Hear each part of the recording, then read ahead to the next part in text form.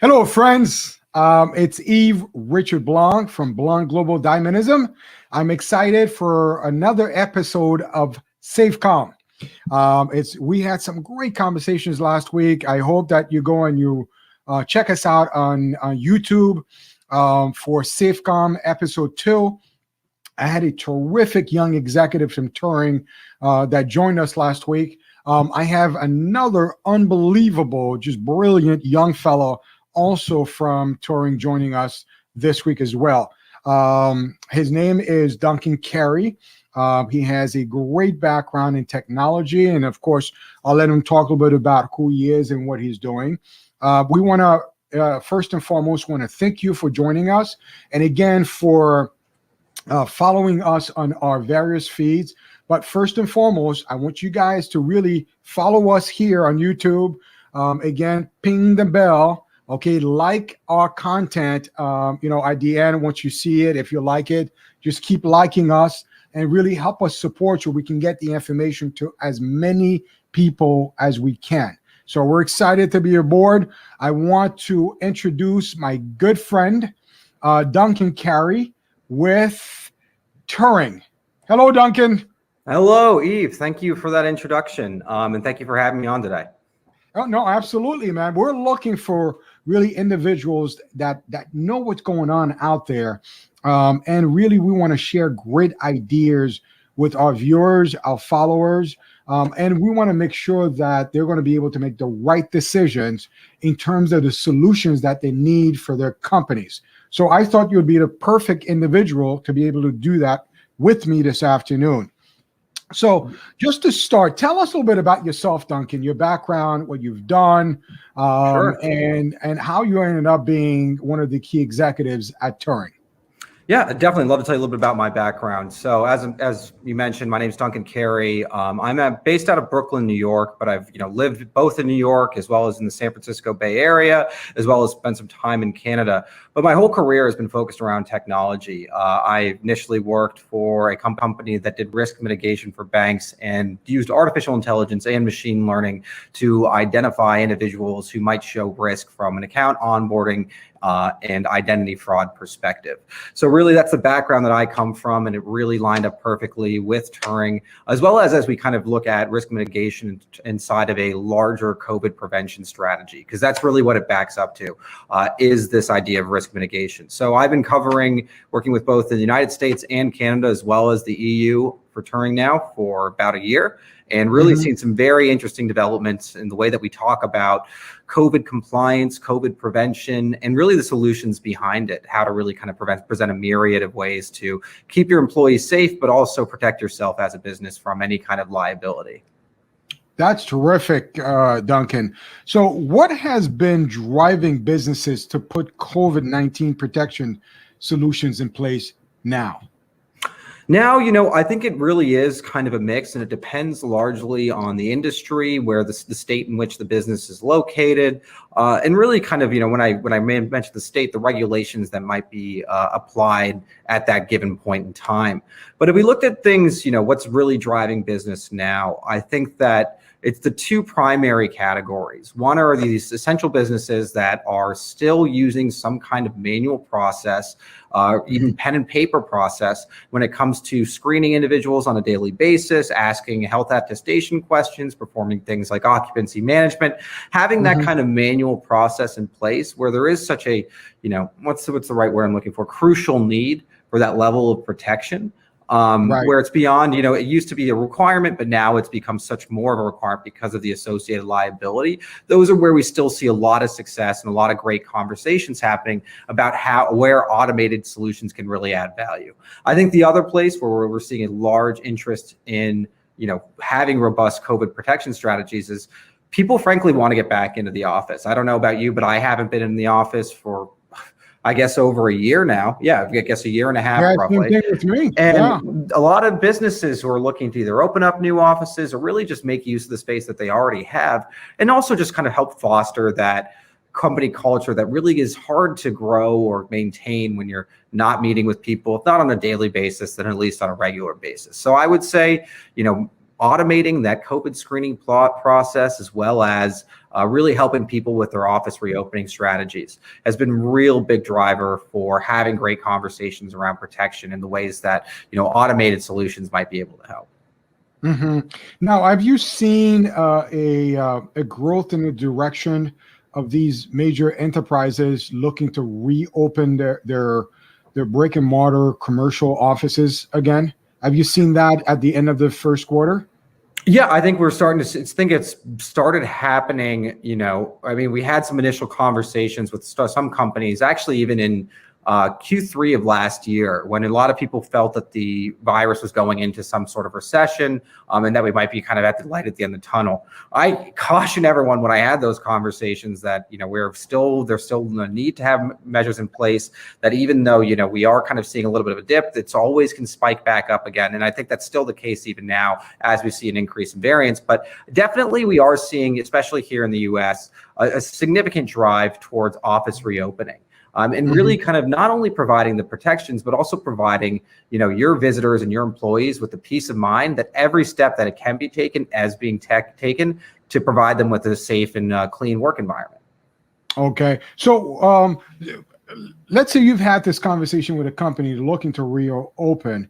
Do you see them going back to the levels they used to be pre-COVID? Or are they staggering people back into the office? I think almost across the board, especially, I do most of my business in the Northeast, and it's been staggered opening. I think, it always starts off with a couple individual, maybe they'll do groups staggered on certain days, things along those lines, because doing a full reopening is still a little bit far off. And there's still a lot of regulations, especially in states like the Northeast, about, this is a certain occupancy requirement that you can have as individuals look to go back in. Similarly, we're starting to see some kind of measures around vaccination, and being able to track that inside of an environment is also going to be very important, while also keeping people's personal privacy in mind. That's another concern as well, without going too far into that we also have to take into account. So as we do bring people back in, it's the kind of I think every company has a different strategy based off of, the number of locations they might have. Are there certain critical aspects of their business that have continued to remain open? Are there teams that really could significantly benefit from being back in the office, where having that kind of interfacing role is incredibly important, specifically in places like operations?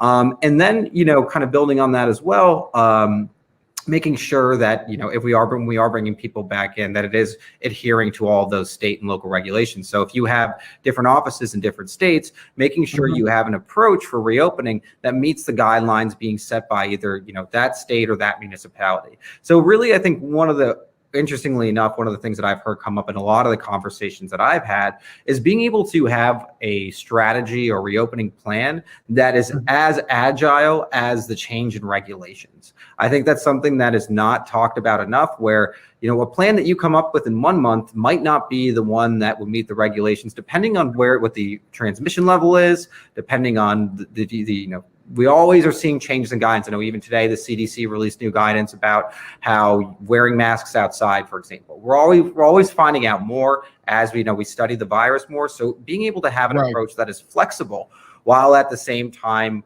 rigid in the way that it adheres to the standards and whatever those might be from either the federal government, state, or local municipality. That is a tremendous point. So what is the advantage? And we talk about how wonderful touring is and the flexibility it provides, the innovation on an ongoing basis, and how much investment is going in to really innovate on a monthly basis. What separates them from these other companies out there? Because you're mentioning this flexibility. What makes them great and really separates them from the group of other companies who manufacture these type of devices? Well, I think, kind of starts a little bit in our origin where we are really very much a technology company at heart. I Mhm. think that versus a lot of the other solutions out there, they're kind of taking the approach of, say a marketing kiosk, or they're really kind of not making sure that these devices have a long life cycle. And having a long life cycle is not just related to the hardware, but it's also related to the larger platform itself. So as a tech company, I've always worked with platforms where as much as we can allow the customer to control their own environment, because realistically, they know the best about their own environment, whether they were dealing with banking solutions or COVID-19 solutions, really being able to give you the control to make not really even make a solution, but have this solution adhere to whatever your environment's needs are. So when we talk about Turing inside of that lens, having a cloud-based platform. So the fact that with the Turing cloud is the back end that allows you to manage those devices inside of your environment and really gives you the control to, let's say maybe you have corporate guidance around what kind of information you can retain about your employees or visitors. We give our customers the ability to make those changes on their own without having to really interface with someone else. We also make it incredibly easy to do that. It's a matter of, once we get them trained up, which we work with our team to make sure that they understand how to properly use the cloud function, then it's really just a set it and forget it. And then they can go and let's say, the CDC changes the guidance around travel, which actually they recently did a couple months ago, back in February, where you can travel after now 10 days after showing a positive test, as versus the 14 days as before. They can go in there and they can modify their questionnaires on their own, especially when it comes to a mobile experience. And also we do provide some aspects of a managed service, wherein when those larger changes do happen, we will also push them out to the devices themselves and really kind of add those new features as they become available without really disrupting the flow of the existing environment. So it's like almost like an automatic upgrade within the system of what it needs to do. And so it's basically turn it on and forget it kind of stuff. Yeah, but it also, I think it's not just the automatic upgrade aspect. It's the ability that we really understand that every corporation is going to have a slightly different, outlook at COVID, right? There's not a one size fits all model for, COVID prevention solutions. I mean, there's some key fundamentals that will exist in certain states, but that's really dependent on whether or not you have office locations at those states. So what we allow them to do is locally manage, but also back up all the information into a single pane of glass. Because realistically, looking at COVID prevention is not something that should be done on an individual site-by-site basis. While that's necessary, and I think that's important, there really needs to be an outlook as an organization as a whole, rather than just looking at it at, say, the individual level or the entry scanner level or the site level, but really looking at it, being able to stratify that outlook and then drill in the event that an outbreak might have occurred. Because you might see trends occurring in certain areas that might give you an indication of, wait, maybe we should pump the brakes on how many people we're bringing back into the office at this point in time. Just as one example. So it makes really a lot of sense to have these conversations with your environmental safety directors, folks who really know what's going to be happening as folks come through the door, and really the volume and putting it. These are plans of actions that may take several months to put together. Is that correct? Yeah, I think they are, but the way that things are kind of moving right now is that it is very fluid in terms of putting a plan together. I would almost actually disagree with that. I think that we can put things together very quickly, although that needs to always be reviewed and guidance needs to be taken. But guidance is constantly changing. Having a multiple months long plan in some cases might hinder you because regulations are moving at a rate. So the way the regulation, but it's having a larger plan, but then also being able to look forward, because at the end of the day, we do want to get things back to normal, but we want to make sure that we get people back to normal, back in the office, but we do it in a safe and secure manner, as well as making sure that we're crossing our T's and dotting our I's when it comes to those regulations that I mentioned earlier. Right. So then this solution is really great for a large enterprise that has really multiple risks throughout the U.S. Because of the different regulations at the state level. There may be one or two different things at the federal level, But when it comes to these differences, you're finding them because of entities that are at various locations, either in one state or in multiple states. I would say that's the case. I think that it really is a solution that is perfectly fit at scale. So for large enterprises, it works really great because you do need to have that holistic organization-wide outlook when it does come to COVID screening. But then you also need to realize that there is that need to cater to certain specific environments, because there will be, as you mentioned, the environmental health and safety manager knows the most about the site that they are responsible for. But at the same time, they might not be privy to conversations at a larger organizational level about how are we preventing ourselves from risk, or how are we going through risk mitigation. So we really do give our company or our customers the tools to create that kind of stratified access where someone on the local site will be able to manage the devices related to their site, while all the information is still backing up to a single repository that maybe one key stakeholder inside of the larger enterprise organization from that HR department is realistically managing as a whole. Okay, got you. So I'm gonna throw a question at you, and I know you're gonna probably do a great job with this. I'm gonna give you a scenario. I like to make things difficult for you. I know. I like it. I like being in the hot seat. There you go. Listen, I'm gonna give you a scenario of two different, almost opposite type of enterprises, and I'd like to hear on how they differ and what would be the difficulties to creating a solutions, and what kind of the issues and difficulties quite possibly that you've run across in supporting enterprises in these fields. Sure. And one is really healthcare, right? Maybe a healthcare system, a hospital system, and the other one will be banking and finance. Both of them require high levels of really service and also security and data management. Have you worked in both those industries, and what are some of the issues and concerns that you've seen come across, and how have you been able to handle those solutions to really help those two major industries in this country? So I think there's actually an overlap between healthcare and banking, where there's a common issue and a common thread, and that's how do you store and retain the data? I think in both cases, you're dealing with even, we're not interacting on a finance level with the, something like the PCI, so the personal credit information of individuals, or things like social security numbers. There's still very stringent protocols about what kind of, how that a financial institution will deal with data. By the same token, it's the same with the healthcare system.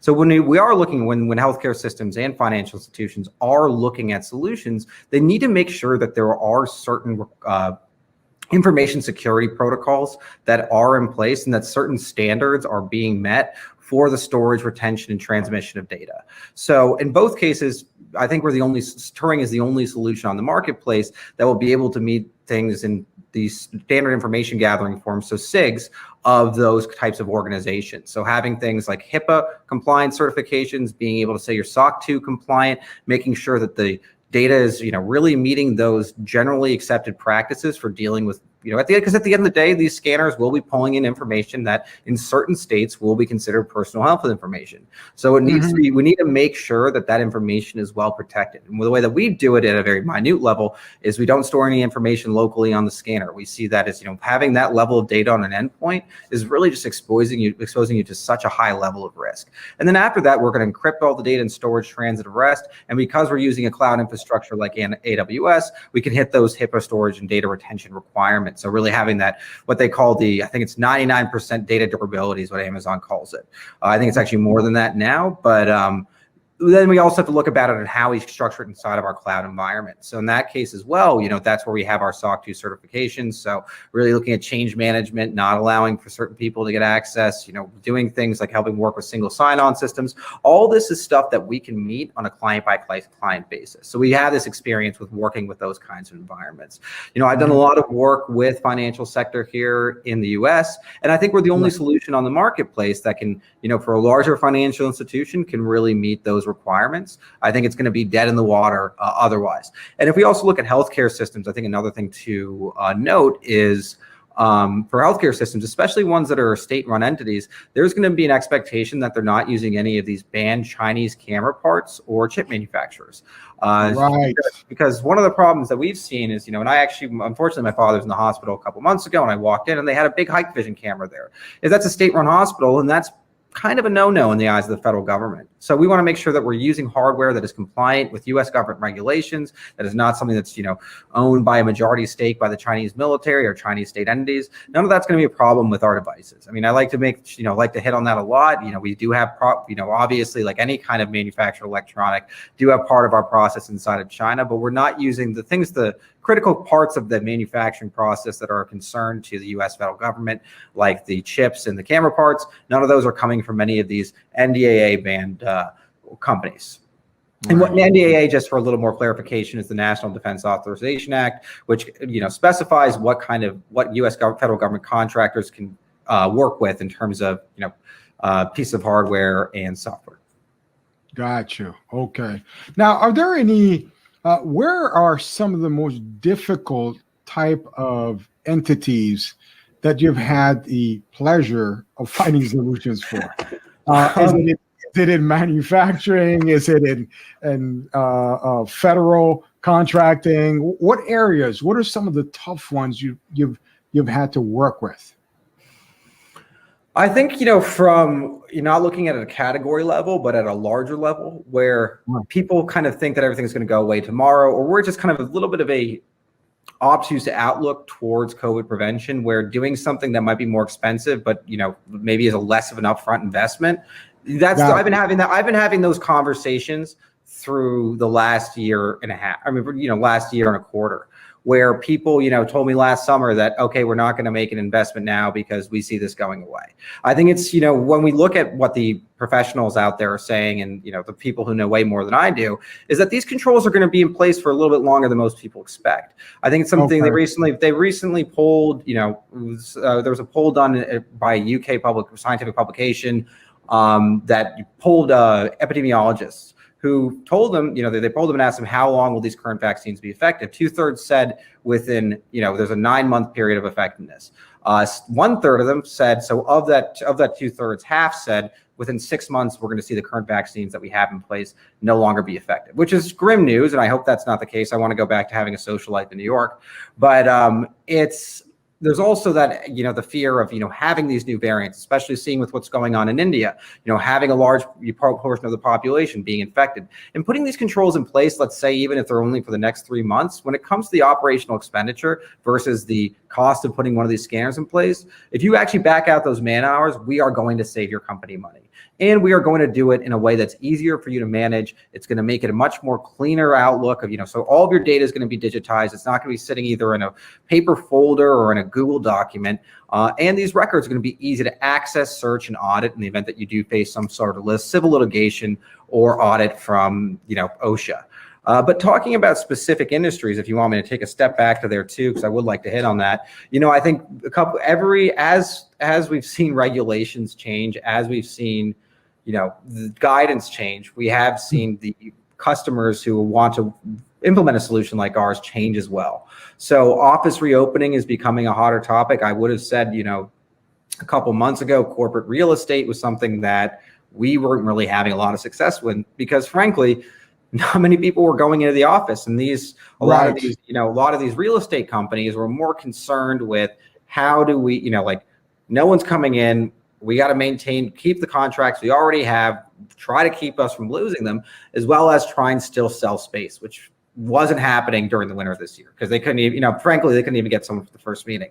But now I think we are seeing a trend where, people are wanting to get back in the offices, and people are wanting to, corporate real estate does realize that even less from a compliance or partially for a compliance standpoint, but also for a peace of mind standpoint, it's important to show that you as a landlord or, as an administrator of a building are putting your best foot forward in terms of protecting your tenants and their customers and their employees and their visitors.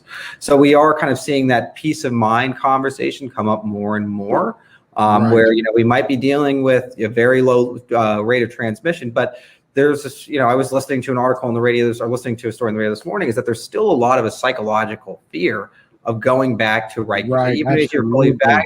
even if you're fully vaccinated, even if everyone you're interacting with is fully vaccinated, people are still apprehensive. I mean, especially in places like New York City where we had such a rough time of it, back a year ago. Right. There's still that psychological effect where people, even who are vaccinated, are still nervous to get back in their environments, and where they're taking almost a more cautious outlook than even what the regulations are telling them to do. Right. No, that makes perfect sense.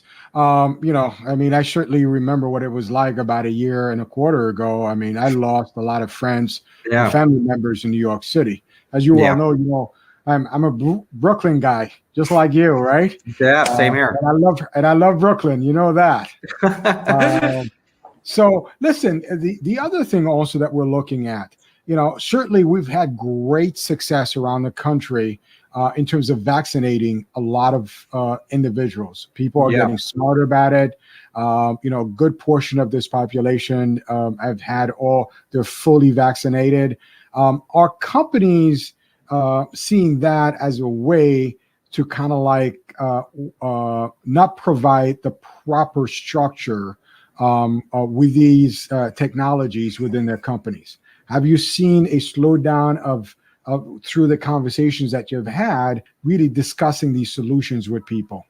And I if mean, so, how are we managing that to really open up and finding out really what the issues and concerns truly are? I think undoubtedly, you're always going to see pushback. I mean, with as I mentioned earlier, when in summer of last year, I was hearing a lot of the same things that I'm even hearing now.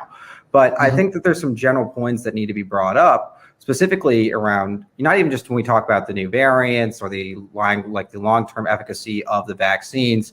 It's also, I think we've really changed the way that we talk and think about public health in general. I think one of the long-lasting impacts of COVID is that people are much more conscious of when they're sick and how they can affect other people when they are sick. I think this has just been a general cultural change that's occurred. I mean, we've been going through this, pandemic situation for over a year now, and it's really, people are thinking about public health in a much different way, and it's being translated and rolled up into an enterprise level. So when I was, I do a lot of business in Canada, and I would say back in July of last year, I sold a bunch of scanners to a company that makes, or is an industrial manufacturer in Canada. And they saw a use case for these devices, even for cold and flu season, because something like, I don't know, I think they said something about 30% of the workforce can get knocked off if there's a flu outbreak in one of their locations. So being able to have these kind of controls in place, I think, is really important as we have this shift in public health. I mean, and frankly speaking, this was probably the first winter that I never really got a serious flu or cold, and I think people, you and I both. yeah, I think people agree are with you on noticing that. And I think that, it used to be where you might be slightly apprehensive to go into the office when you're feeling a little sick. Now that's kind of changed completely. But with that, by that same token, I think people are going to be much more conscious of when they become sick at work, where, especially when we're dealing with things like hourly employees or people who are in an exposed risk category, already in a high risk category, where they're more willing to take action if they think that they got sick at work. Just because we've had this general shift. And I think federal regulators are more willing to slap people on not even slap people on the wrist, but hit them with an audit or fine, because this is, I think, the first time in human history we've really had an airborne virus at this level of transmission reach this kind of critical mass, where it is going to be around to stay. We're going to have to, every year, there are going to have to be new vaccines. There's going to have to be new protocols. Do we ever going to get to a level of shutdown like we had in Brooklyn a year ago? I hope not, but we don't know. I mean, there is a lot of big question marks. I think, the global conversation around these kinds of issues has really changed, where investment is occurring. And this was, if you want to say it or whether or not, the year, I think it was about actually might have been longer than that, about a decade ago, we had, Obama out there talking in the world stage about how we're going to start seeing an increase in these global pandemics. I think it was right after the SARS outbreak in Hong Kong, or was it in Hong Kong? Right. Yeah. And we need to make these kind of controls, and these preparations need to be put in place proactively, because that's the way we have to think about them. And so it doesn't really hurt us to kind of keep these kinds of solutions in place, because the next time an outbreak does occur, you're going to be prepared and you're going to be able to maintain your regular functions much more easily than if you're building things up from ground zero again. Right. Well, certainly if you have things in place, you want to be prepared. And, companies who are not, they're actually going to be in a place that they can lose a lot of money. So certainly now, as with touring, are they looking to continue to innovate on a monthly basis and continue to do stuff? So people are going to be vaccinated. People are going to be going back to the offices. We're going to be able to better manage people's health and really collecting that data. What are some of the other functions and or questions that you've come across that companies are concerned post the necessity of high-level COVID functions with these devices? What are some of the other areas that bring value to a company investing in a system like that? Well, I think we've always been a compliance technology company at heart. Even prior to COVID, we came from a space of making these autonomous patrol robots, these smart cameras, these servers that would sit on top of, the existing security cloud infrastructure, or security camera infrastructure, excuse me. And we have every intention to make these devices part of that offering when we go back and talk to our clients in a post-COVID world, or at least a less COVID-y world, so to speak. Yeah, that's right. So because I think COVID is going to be around for a very, very long time. It's just really the companies who will be the most successful will be those that can best manage the concerns and the issues around their employees and clients. And I think it's going to be on a much more localized level moving forward, where, let's say a certain area has a spike or an uptick, and it's going to kick into effect all of these kinds of regulations that have existed throughout this pandemic in certain areas.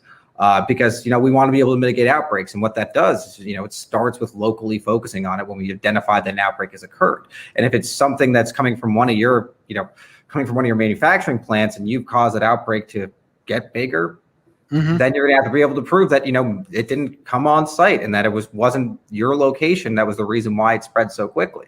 So, that's one aspect of things, but we have every intention of tying these devices into a larger security suite or larger compliance suite, wherein these could be portals for things like facial recognition. These could be used for clocking in for hourly employees. These can be also used for some sort of visitor management function.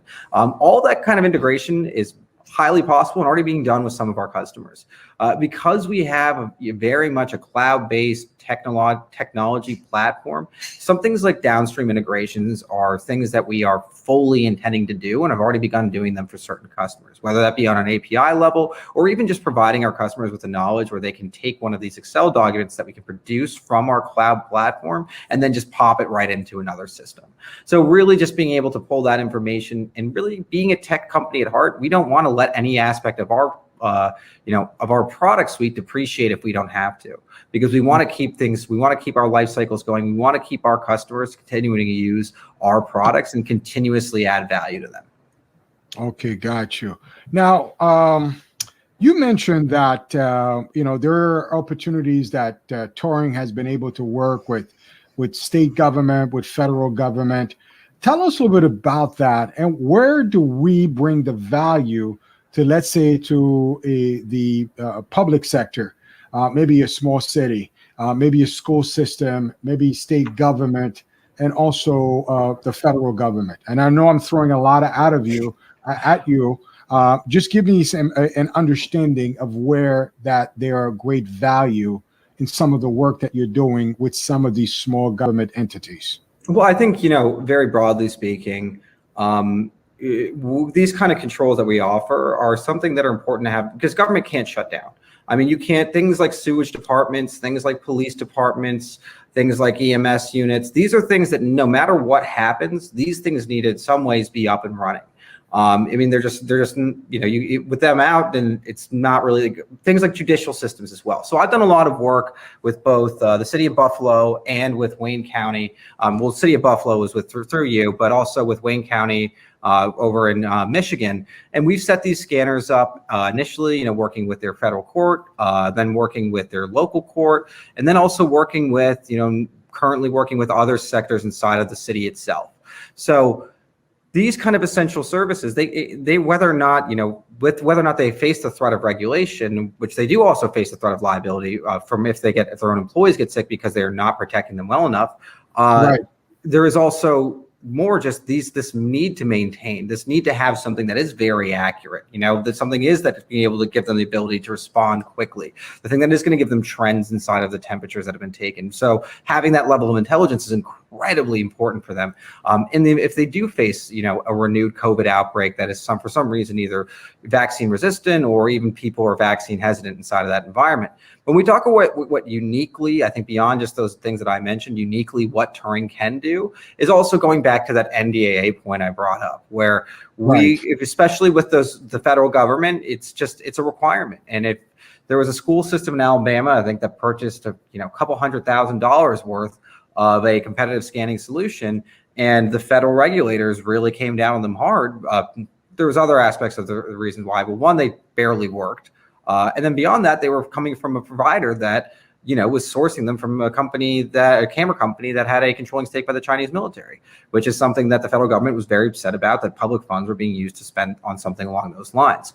While it's, the NDA specifically applies to federal contractors and the federal government itself, it still has a kind of downstream effect with local municipalities and people who work with local municipalities. And it's something that they want to see. I mean, I'm not trying to sound corny or anything, but you want to kind of buy American, or not buy, in some sense, someone that is someone who the government is concerned about you working with. No, absolutely. And certainly I would much prefer, purchase American manufacturing than, a foreign manufacturing.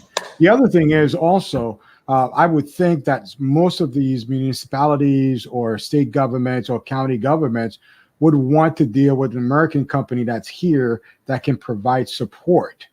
Is that one of the things that, in terms of our strength at Turing, being able to provide that level of support and being here and not dealing with a third party or a foreign manufacturer? Yeah, I have actually, it's funny you bring that up. I have a coworker who, when she is going up against another competitive solution, will have them, hey, why don't you call their support line and see if anyone picks up? Most of the time, no one does. And if it does, there's someone in China or someone in India. Our support team and our account management team is based here in the United States. And I closely interface with them constantly. No matter the size of the customer, we are always making sure and on top of any issues that might occur.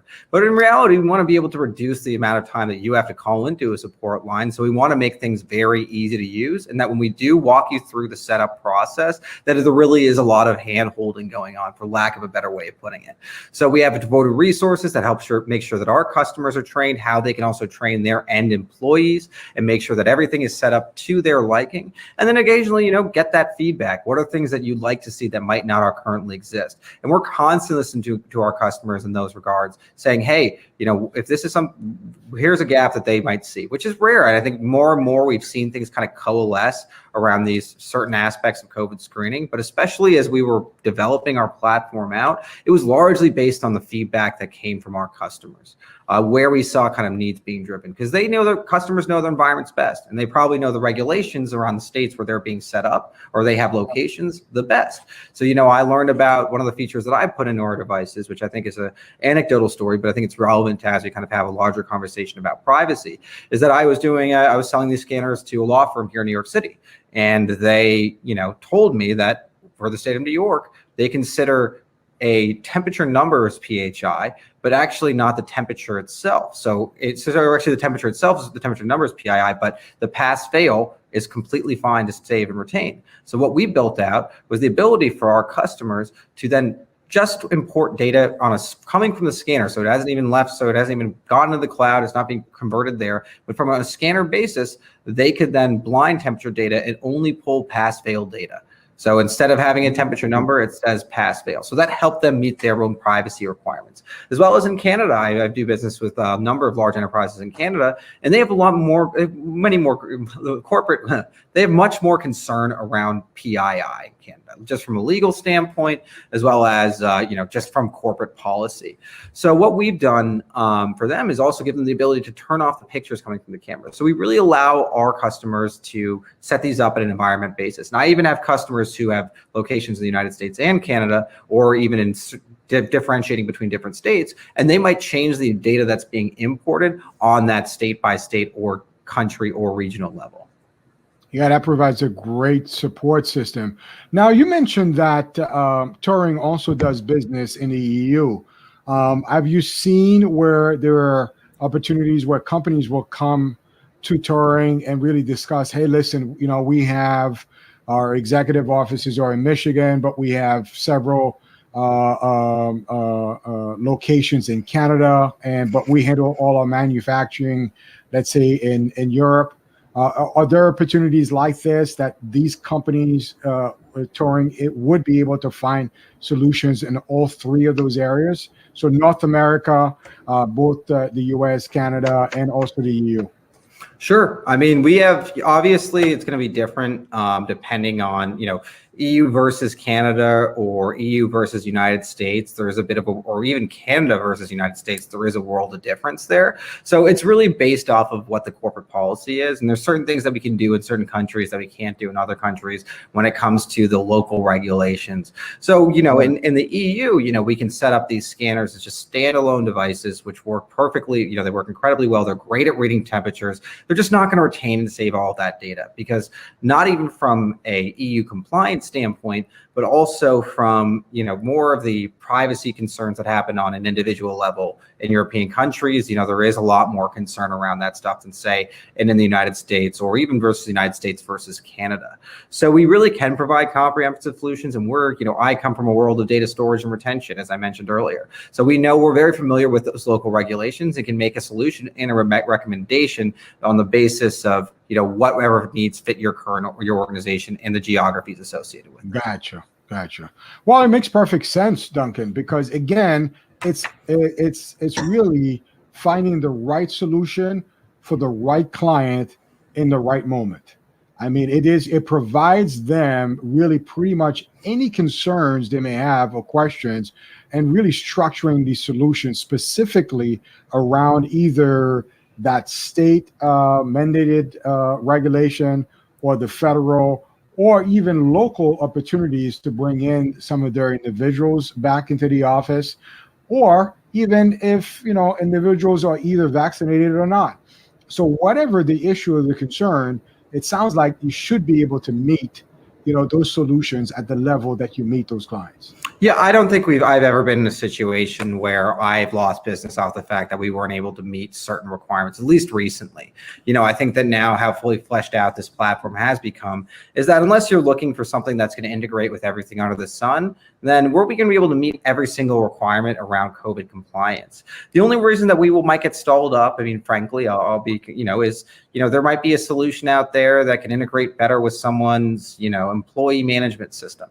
But they're not going to be able to do the things that really matter. We actually talk about preventing an outbreak from occurring, like temperature checks, accurate temperature checks, long-term viability of the device, be able to meet NDA requirements, be able to move data safely and securely. None of that stuff is actually going to be occurring. So you're really kind of missing the main point of why you'd be buying a solution like this, which is for COVID screening and prevention. It's not, that is going to be the biggest motivator, as well as, what encompasses that is also the ability to save and retain that data, automate that whole process, and be able to produce it and access it in easy, streamlined fashion without, without running into errors left and right and having to, learn a completely new, difficult to manage system. Right. So it's almost like really having an easy button, in other words. Yeah, that's what, that's really what it is. It's taking what can be a very complex compliance situation and making a compliance as well as protection situation and making it incredibly easy to manage. Although I've worked in tech most of my career, I'll candidly say I'm not the most technical person. But I have no problems managing our dashboard. My customers have always given me very positive feedback on it. And when there is negative feedback, or if there is something that they'd like to see, we do take that information, we take it back to our engineering team, and we look for ways to fix it. Excellent. Well, Duncan, you have been amazing as usual. I am so grateful you took a few minutes. Anytime. Very, very busy schedule, man. Thank you. Thank you for having me. I'm really looking forward to working with you more and see the finished product. And thanks for having me on and I'm sure we're going to be talking again very soon. Absolutely. It was a great time. Thank you again. And I'm sure our audience is very, very grateful for the opportunity and all the quality information that you've shared with them. Thanks again, buddy. And Yeah. and I want to come down to Brooklyn soon. Yeah. Does this give me this give me get a a free great meal dinner. on you? Does this give me a free meal on you, buddy? At least a martini. I'll take a martini. I'll sell. Well, there you go. No problem. First my round friend. on you, Eve. Have a good Yeah, one. we'll go to a great steakhouse, and I know there's one not too far from where you live in Brooklyn. Oh, I know, and I got this jacket, so I'll throw that on too. Yeah, Weather permitting. Lugers, baby. Yeah, we'll go see the Lugers. Okay. You have a good rest of your day. Thanks. Well, thanks a lot, buddy. Thanks a lot. Again, we just had a terrific episode of quality information. This is why we're here. This is why we're putting the time and the investment into SafeCom, because we want to share all this really terrific quality information to you out there. Thank you so much for the support that you've been giving us. It is a brand new show, but it's amazing the kind of feedback we've been getting. We're so grateful to everybody. So again, I want you guys to remember, you need to ping that bell. Ping the bell. If you like our show, please like it. You need to subscribe and add in some comments, some questions. Let us know what you'd like to hear about, because we are really talking to a lot of experts out there. We're going to have them on the show over the next week, 2 weeks, next month. Tell us what you'd like to hear about, what you'd like to learn. If you have various questions, send us an email or send us, some comments with your questions. We will pursue and get the right expert on the show to really discuss these things, because we are all about, health and safety information and sharing it, not directly from me, because I know a few things, but I don't know everything. But what I want to do is really invest and really produce the show and getting in the greatest minds around this issue, this concern, which is health and safety, and bringing them in and really sharing their years of expertise with you. Again, thank you very much for joining us. Please do not forget, subscribe, like us, and hit us with some comments. Help us get better every single week. This is your host, Yves Richard Blanc, and we look forward to our next episode next week. Look out for us. We're going to be having a terrific guest. We're talking with people in law, in health and medicine, in manufacturing, all sorts of different areas who are going to be sharing their expertise with you.